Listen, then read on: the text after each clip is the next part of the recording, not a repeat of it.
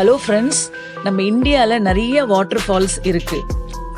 அடர் வன பகுதியில் நம்ம கால்நடையா நடந்து போகும்போது கொஞ்சம் பறவைகளோட ஓசையை கேட்டுக்கிட்டே, பசுமை காற்றை சுவாசிச்சுக்கிட்டே, மரங்கள் சூழப்பட்ட காட்டுக்கு இடையே கொட்டும் அந்த அருவியினை காண சற்று திடமான மனநிலையும் அகலமான விரிந்த கண்களும் நமக்கு கண்டிப்பா தேவை.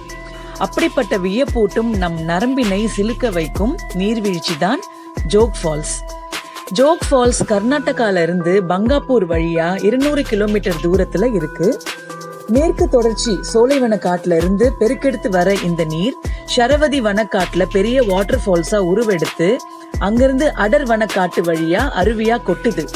தங்கு தடை இல்லாம பாறைகளிலும் குன்றுகளிலும் வழிந்து ஓடுற இந்த வாட்டர் ஃபால்ஸ் 830 அடி உயரத்துல இருந்து கீழே கொட்டுற அந்த காட்சி நம்மள கண்டிப்பா வியப்புல ஆழ்த்துது. இது ராஜா ராணி ராக்கெட் ரோவர் என்று 4 வேறுபட்ட பகுதிகளை கொண்டுள்ளது. ஜோக் ஃபால்ஸ் சுத்தி ஸ்வர்ணா நதியும் ஷராவதி பள்ளத்தாக்கும் இருக்கு. அது மட்டும் இல்லாம சன்செட் பாயிண்ட், பசுமை பள்ளத்தாக்கு, கஜனூர் டேம் போன்ற நிறைய சுற்றுலா தலங்களும் இருக்கு. ஷிமோகாவிலிருந்து 90 கிலோமீட்டர் தூரத்துல இருக்கிறதா ஆகும்பே சன்செட் பாயிண்ட்.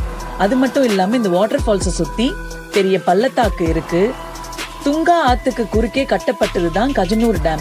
இது ஷிமோகாவிலிருந்து 15 கிலோமீட்டர் தூரத்தில் உள்ளது. இந்த அருவியோட அடிவாரத்தை பார்க்கறதுக்கு வருடந்தோறும் நிறைய சுற்றுலா பயணிகள் வந்து கொண்டுதான் இருக்கின்றனர். இத பார்க்கறதுக்கு சரியான நேரம் ஆகஸ்ட்ல இருந்து அக்டோபர் மாசம் வரைக்கும் சொல்றாங்க. ஷிமோகா போகிறதுக்கு Bengaluru city Talguppa express, Shimoga town Bengaluru city express மற்றும் மைசூர் எக்ஸ்பிரஸ் போன்ற ரயில் சேவைகளும் இருக்கின்றன.